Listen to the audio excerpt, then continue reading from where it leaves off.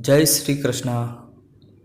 आज हम आपको बताएंगे कि किस प्रकार भागवत ग्रंथ की रचना हुई और उसका प्रचार किसने किया। जब व्यास जी भागवत शास्त्र की रचना करना चाहते थे तब उनके मन में केवल एक ही विचार था कि यह शास्त्र भगवान श्री गणेश ही लिखे। तब उन्होंने गणेश जी से प्रार्थना की। तब श्री गणेश जी खुश होकर पधारे और कहा कि मैं भागवत शास्त्र लिखने को तैयार हूँ, परंतु जब मैं यह शास्त्र लिखूँगा तब एक क्षण भी खाली नहीं बैठूँगा। ऐसा उन्होंने इसलिए कहा क्योंकि गणेश जी का वाहन है चूहा, जिसका अर्थ होता है उद्योग। जो उद्योग पर बैठता है रिद्धि सिद्धि उसकी दासियाँ होती है। जिस प्रकार गणपति जी खाली न बैठने का कहते हैं, उसी प्रकार मनुष्य को खाली नहीं बैठना चाहिए। किसी न किसी कार्य में अपने समय को लगाना चाहिए और जब कार्य न भी हो तब ईश्वर का चिंतन करो, यह उत्तम कार्य है। तो गणेश जी ने व्यास जी से कहा, मैं एक भी क्षण खाली नहीं बैठूंगा और इस शास्त्र को लिखवाने के लिए आपको 24 घंटे कथा कहनी होगी।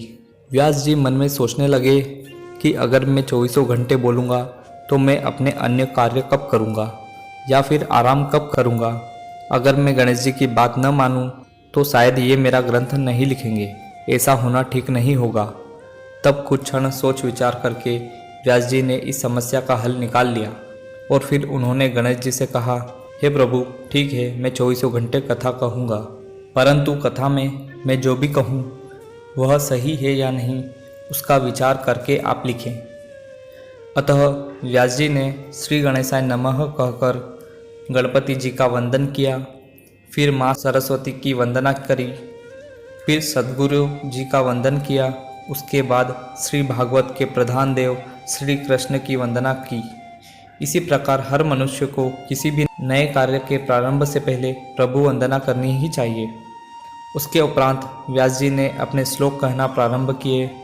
जैसा कि व्यास जी ने कहा था कि आप सोच विचार करके ही मेरे श्लोक लिखें।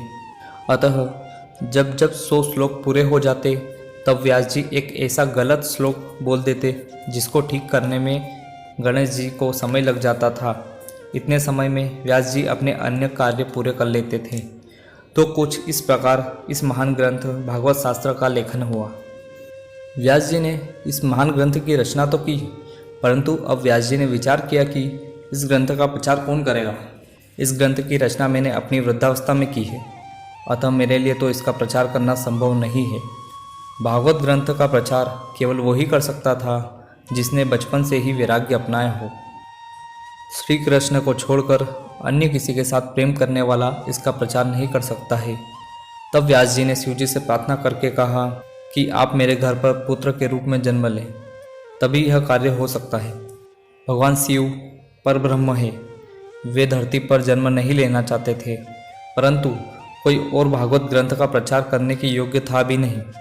तब उन्होंने व्यास जी की प्रार्थना स्वीकार करी, परंतु खुद जन्म न लेकर अपने अंश मात्र से सुखदेव जी के रूप में जन्म लिया। श्री सुखदेव जी 16 वर्षों तक माँ के पेट में रहे। 16 वर्षों तक उन्होंने माँ के पेट में परमात्मा श्री नारायण जी का ध्यान किया। उसके उपरांत उनका जन्म हुआ, अतः वे जन्म से ही निर्विकार और वैरागी कहलाए। श्री सुखदेव जी की कथाएं दूसरे पुराणों में भी है। सुखदेव जी ने अर्जुन के पौत्र अर्थात अभिमन्यु के पुत्र राजा परीक्षित को 7 दिनों में इस भागवत ग्रंथ की कथा सुनाई थी, जिससे राजा परीक्षित 7 दिनों में ही मोक्ष को प्राप्त हुए। अतः भागवत शास्त्र का लेखन कलयुग के जीव को काल रूपी सर्प के मुख से छुड़ाने के लिए किया गया है। व्यास जी की तरह सौभाग्यशाली आखिर कौन हो सकता है जिसके ग्रंथ का लेखन भगवान श्री गणेश ने किया और उसी ग्रंथ का प्रचार उन्हीं के पिता देवों के देव महादेव ने किया।